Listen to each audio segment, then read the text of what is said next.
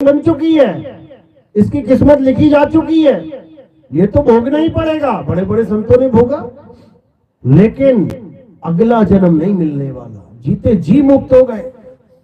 ये है असली मूल ज्ञान कबीर साहब का। लेकिन ना समझ में आने के कारण ये जीव बार बार गर्भजून में जाता है, भटकता रहता है। अब इसी भटकना को खत्म करने के लिए कबीर साहब ने आज से 600 साल पहले ये वाणी बोली थी कि 12 पंथ काल फरमाना और भूले जीव न जाए ठिकाना। 13वें पंथ हम ही चले आए, सब पंथ मेट के एक पंथ चलाए।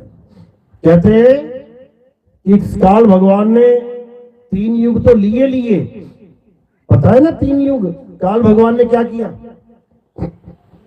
काल भगवान ने कबीर साहब से वादा ले लिया कि 3 युग में पंथ मत चलाना अपना, यानी परमात्मा का पंथ 3 युग में ना चले, 4थे युग में चला लेना। तो कबीर साहब कहते मुझे पता है ये 3 युग में तू क्या करेगा, हम पंथ नहीं चलाएंगे तो तू क्या करेगा हमें पता है, तू बड़े बड़े राक्षस पैदा करेगा। 3 युग में क्या हुआ, बड़े बड़े राक्षस पैदा हुए। सतयुग में देख लो, द्वापर में देख लो, त्रेता में देख लो, बड़े से बड़े राक्षस पैदा किए, बहुत परेशान किया लोगों को। क्यों किया, क्योंकि कलयुग में जो पंथ चलने वाला है अगर वो चल गया तो सारे जीव परमात्मा को प्राप्त कर लेंगे, मेरे काल जाल से निकल जाएंगे, इस जन्म मरण के चक्कर से निकल जाएंगे, इस नकली दुनिया से निकल जाएंगे, ये मायावी दुनिया से निकल जाएंगे, अपने घर पहुंच जाएंगे। तो मैं राज किस पे करूंगा, मैं राज किस पे करूंगा। इसलिए 3 युगों में क्या किया, बड़े बड़े राक्षस बनाए, बहुत बड़े बड़े, और फिर क्या किया, लोगों को परेशान किया। अब लोगों को परेशान किया तो लोगों को एक बचाने वाले की जरूरत पड़ी, क्योंकि जब भक्षक आ गया तो रक्षक तो चाहिए। अब रक्षक के लिए उसने क्या किया, रक्षक कला दे दी, रक्षक कला का इस्तेमाल कर डाला। वो क्या होती है, रक्षक कला का मतलब होता है कि पहले किसी को जला दो, फिर जाके मलहम लगा दो, ये होती है रक्षक कला, जो आजकल के नेता यूज करते हैं। पहले बस्ती में आग लगा दो, उसके बाद फायर ब्रिगेड ले जाके साथ में खड़े होके बस्ती की आग बुझा दो। उससे क्या होगा, उससे अखबारों में फोटो छप जाएगी। ये रक्षक कला है, यानी जो भक्षक है वही रक्षक बना बैठा है।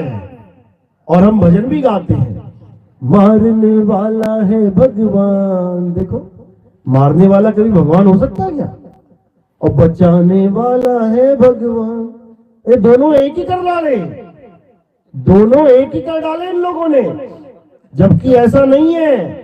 सत्य क्या है, बचाने वाला मारने वाले से बड़ा होता है, बड़ा होता है।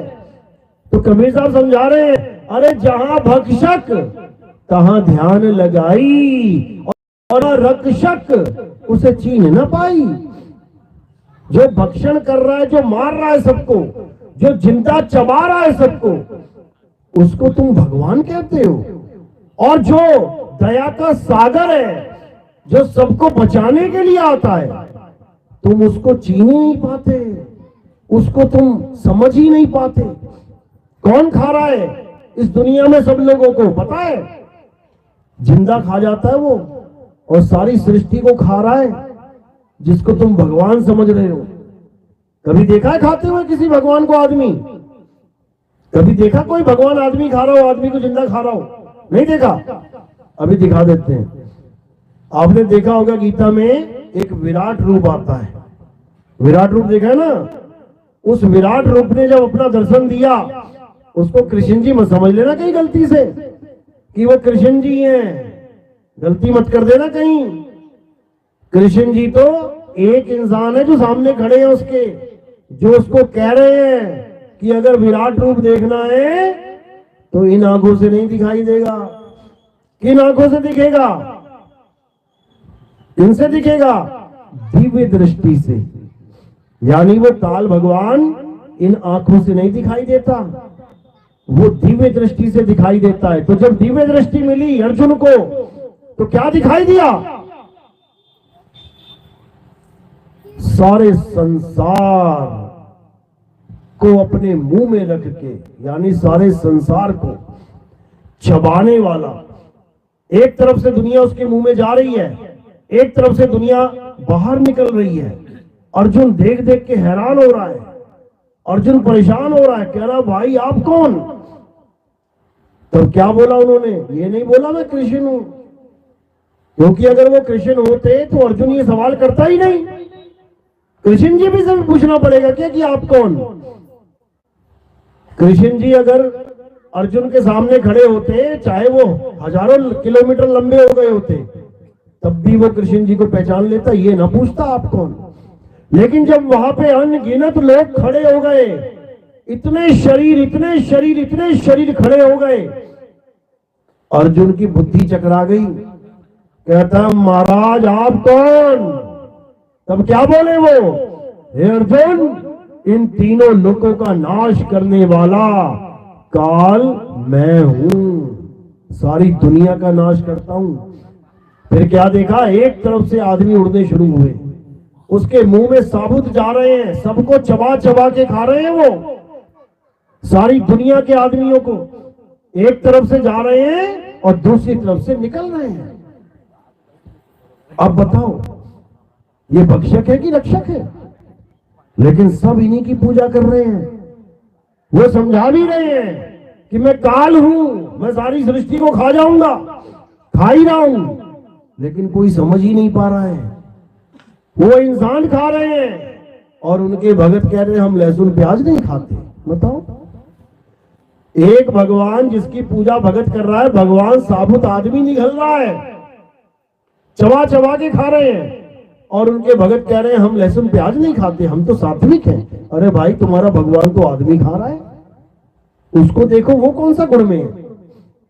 नहीं समझ में आ रहा किसी के। वही भक्षक है, वही इस तीन लोक का मालिक काल भगवान है। सारी दुनिया मुंह में लेके घूमते हैं, वो सारी सृष्टि को खत्म कर सकते हैं, किसे नहीं मार सकते वो। ऐसा कौन है जिसे वो नहीं खत्म कर सकते? वो है आत्मा। वो चाहकर भी आत्मा को खत्म नहीं कर सकते, क्योंकि आत्मा का कभी जन्म और मरण होता ही नहीं है। यही समझाया जा रहा है, कबीर साहब यही समझा रहे हैं कि तू चेत रे प्राणी, चेत जा कि तू एक आत्मा है। अगर नहीं चेता तो ये काल भगवान बख्शेगा नहीं, हालत खराब कर देगा। इसीलिए कह रहे हैं बचना चाहो काल जाल से, चीनो शब्द हमारा, यानी आत्मज्ञान को छीन ले, अपने निज स्वरूप को छीन ले, फिर काल भगवान तेरा कुछ नहीं बिगाड़ सकता। नहीं तो कह रहे तीन लोक एक जेल है और पाप पुण्य दो जाल, सारा जग भोजन बना खाने वाला काल। ये किसी को नहीं बख्शेगा, समझ लो। महाभारत में केवल 5 लोगों को जीवित छोड़ा गया था, इसलिए नहीं कि उनको मारा नहीं जाएगा, वो भी मरे, वो भी काल के मुंह में गए, लेकिन 5 लोगों को इसलिए बचाया गया क्योंकि ये रक्षक कला है। अगर 5 में से एक भी चला जाता तो लोग क्या कहते? अरे भगवान उनके तरफ थे पांडवों के, तब भी नकुल को नहीं बचा पाए, तब भी सहदेव को नहीं बचा पाए, तब भी युधिष्ठिर को नहीं बचा पाए, तब भी भीम को नहीं बचा पाए, तब भी अर्जुन को नहीं बचा पाए, एक भी मर जाता अगर। लेकिन ये काल भगवान की रक्षक कला है, मरने नहीं देंगे 5 में से किसी को। और उसके बाद हिमालय पे जाके गिराएंगे सबको। देखो गिरे उसके बाद एक एक करके, रणभूमि में गिरने नहीं दिया। क्यों? क्योंकि अगर वहां गिर जाएंगे तो फिर पूजा कौन करेगा? फिर बंदा कहेगा हम ना पूछते इनको, ये तो खुद खड़े थे भगवान उनके साथ, वो तब भी मर गया, उसको नहीं बचा पाए तो हमें कैसे बचाएंगे?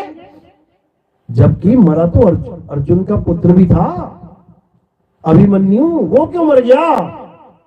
वो तो उनका पुत्र था, क्योंकि वो उन 5 में नहीं आता।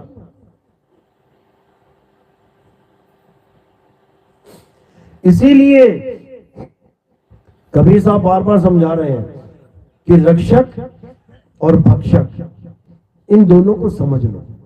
भक्षक भक्षण करेगा, 101% करेगा, और रक्षक रक्षा करेगा, 101% करेगा। अब इन दोनों में से एक का चुनाव करना है केवल। तो काल और अकाल, जैसे सरदार भाई लोग कहते हैं, सत श्री अकाल। अकाल यानी काल से परे, यानी काल जिसका कुछ नहीं बिगाड़ सकता, वो अकाल है। और सारा संसार काल के मुंह में जा रहा है, वो काल भगवान है। इन दोनों में से आपने चुनना है कि हमने किसके सपुर्द अपनी जीवात्मा को करना है। काल के जाल में फंस गए तो 184 है, किसी को नहीं छोड़ता वो तो हाथी बिल्ला कुत्ता सब बना के बैठाएगा फिर। और परमात्मा की शरण में आ गए तब फिर तुम ऐसी जगह जाओगे जहां जाने के बाद तुम्हें वापस यहां नहीं आना पड़ेगा, दुर्दशा नहीं करवानी पड़ेगी। क्योंकि जन्मों जन्म बीत गए, बार बार पैदा होना, बार बार मरना, फिर पैदा होना, फिर मरना। ये दुनिया खत्म होने वाली नहीं भाई, ये चलती जानी है। ये गलत फहमी है कि दुनिया खत्म हो जाएगी। पता नहीं कितनी बार प्रलय, कितनी बार महाप्रलय, कितनी बार चारों युग खत्म होने के बाद दोबारा युग शुरू हो गए। ये खत्म कब होगी दुनिया? इसका कोई आदि अंत नहीं है, चलता ही रहेगा मामला। लेकिन एक मौका है इस दुनिया से निकलने का, और वो मौका है कलयुग में। जब कबीर साहब ने कहा तो 3 युगों में जितनी मर्जी लीला दिखा ले, लेकिन चौथे युग में एक भी राक्षस पैदा किया फिर देख लेना तू। आज जो हम बचे हुए ना राक्षसों से, इतने बड़े बड़े राक्षस पैदा हुए, कहां चले गए ये सारे राक्षस? कौन सी फैक्ट्री थी जो राक्षस बनाती थी, अब बंद हो गई। 3 युग तक फैक्ट्री में राक्षस ही राक्षस बने, अब क्यों नहीं बन रहे? इसलिए नहीं बन रहे क्योंकि वादा हुआ है, वादा हुआ है कबीर साहब से कि 3 युग में मैं राक्षस बनाऊंगा, चौथे युग में मैं राक्षस नहीं बनाऊंगा। लेकिन 3 युग में आप पंथ मत चलाना, चौथे युग में आप पंथ चला लेना, मैं रोकता नहीं। 3 युग में जीवों को लेके मत जाना, चौथे युग में जितने मर्जी ले जाना, मैं रोकता नहीं। क्यों? क्योंकि चौथा युग आते आते मैं इतना बड़ा जाल बुन दूंगा कि जीवों को समझ में ही नहीं आएगा कि मैं पूजा कर रहा हूं तो किसकी कर रहा हूं। मैं परमात्मा की पूजा कर रहा हूं या काल भगवान की पूजा कर रहा हूं, जीव को यही समझ में नहीं आएगा। और वो सारी उम्र काल भगवान की पूजा करता करता काल के मुंह में चला जाएगा। ये निश्चित है, ये निश्चित है। इसलिए कबीर साहब की वाणी को समझो। कहते हैं रहना नहीं देश बेगाना है। ये हमारा देश नहीं है, ये हमारा देश नहीं है। आज हमारा भरा पूरा परिवार है, शादी का त्योहार है, शादी हो रही है किसी की, और एकदम दूल्हे को अटैक आ गया, मर गया बेचारा मंडप में। अब लगो रो चीखो चिल्लाओ, ये कैसा देश है भाई? बारात जा रही है दूल्हे की, रास्ते में एक्सीडेंट हो गया, किसी खाई में बस गिर गई, सारे बाराती मर गए। ले लो स्वाद दुनिया में रहने का, ये यहाँ का स्वाद है। ट्रेन में जा रहे हैं सब खुशियां मनाते, जय माता की करते करते, और ट्रेन आपस में टकरा गई, हजारों लोग मर गए। ले लो स्वाद दुनिया में रहने का। केदारनाथ में गए पूजा करने, पाठ करने, तबाही मच गई, लोग बह बह के आए, 3.5-4 लाख बंदा मर गया, गांव के गांव डूब गए। ले लो स्वाद दुनिया में रहने का। ये ऐसी दुनिया है मेरे भाई। अभी अपने साथ कुछ नहीं बीत रहा है इसलिए अच्छी लग रही है। जब अपनी किडनियां फेल हो जाएंगी, जब अपने फेफड़े फेल हो जाएंगे, जब हार्ट अटैक आ जाएंगे, जब घर में मृत्यु हो जाएंगी 2-4 लोगों की, तब सारा स्वाद खत्म हो जाता है। फिर बंदा कहता है कोई गुरु ढूंढे यार, मुक्ति प्राप्त करे। अब क्यों? अब क्या हो गया? और मजे ले लो। नहीं समझ में आ रही बात तो साहिब समझा रहे, रहना नहीं देश बेगाना है, ये धरती कागज की पुड़िया, बूंद पड़े घुल जाना है। ये धरती कागज की पुड़िया है। कागज की पुड़िया क्यों बोला है पता है? अखबार सुबह सुबह आता है ना, देखो कितना कुड़कुड़ा होता है, करारा बिल्कुल। उसी को पानी में डुबे देना जरा 2 मिनट के लिए, उसी अखबार को पानी में डुबो देना 2 मिनट के लिए और देखो क्या हाल हो जाएगा उसका। इसी प्रकार काल भगवान ने ये धरती बनाई है। जब तक तो बारिश नहीं हुई एकदम ठोस बढ़िया, और जैसे ही 14-15 दिन बारिश हो गई खड़े होने के लाले पड़ जाएंगे, जमीन कहाँ है, जमीन कहाँ है, पानी में घुल जाएगी जमीन सारी, डूब डूब के मरेंगे सारे यहीं पे। तो कह रहे हैं ये धरती कागज की पुड़िया, अरे बूंद पड़े घुल जाना है, ये संसार झाड़ और झाखड़। झाड़ झाखड़ क्या, जो पेड़ पौधे जहां पे जंगल होते हैं ज्यादा वहां झाड़ियां भी होती हैं।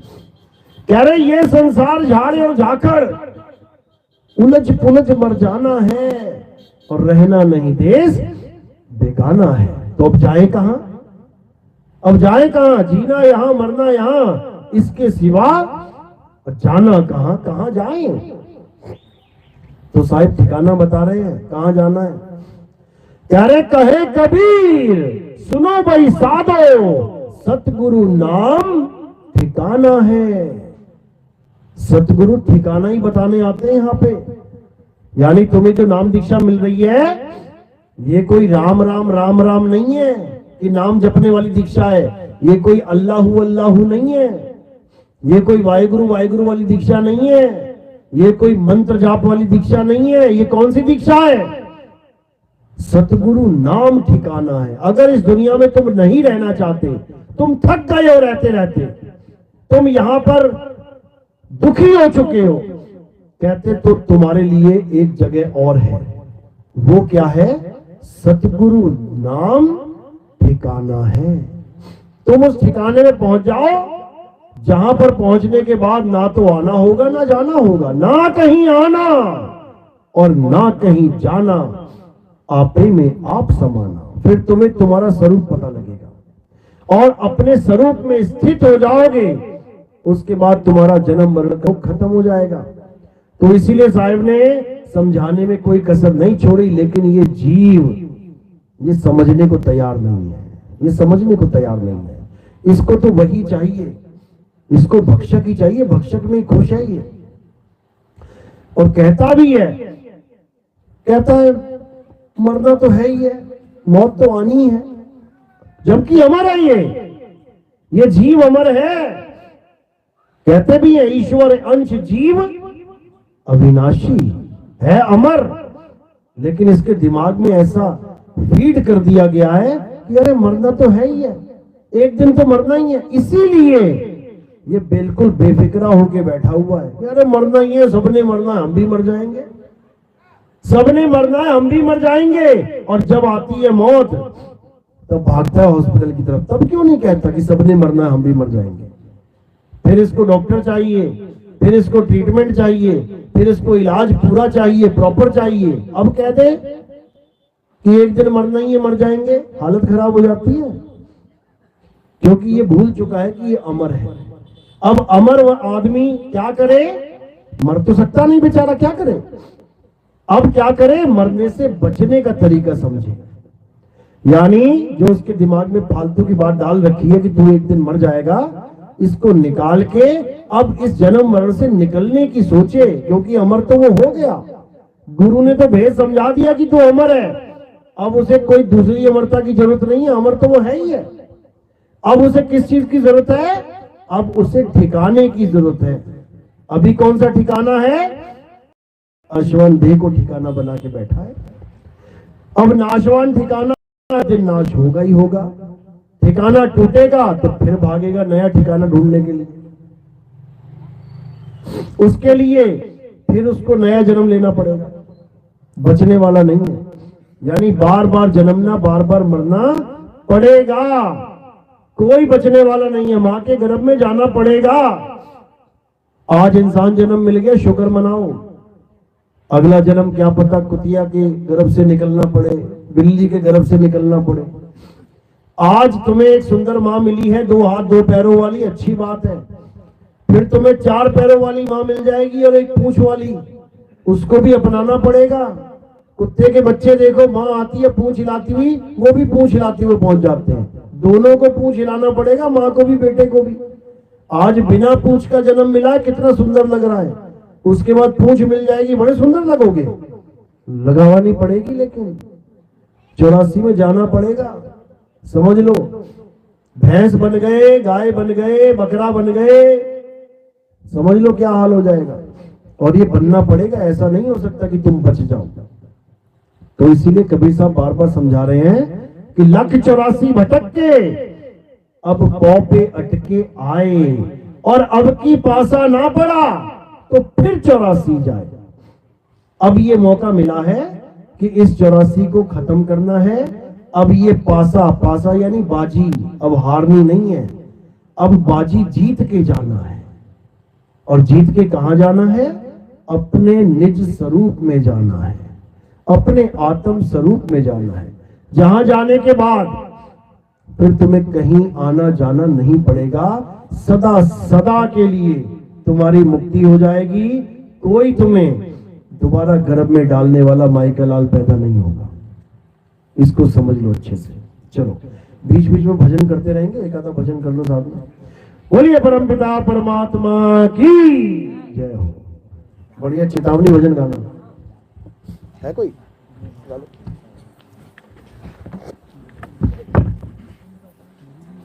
चेतावनी भजन गाना।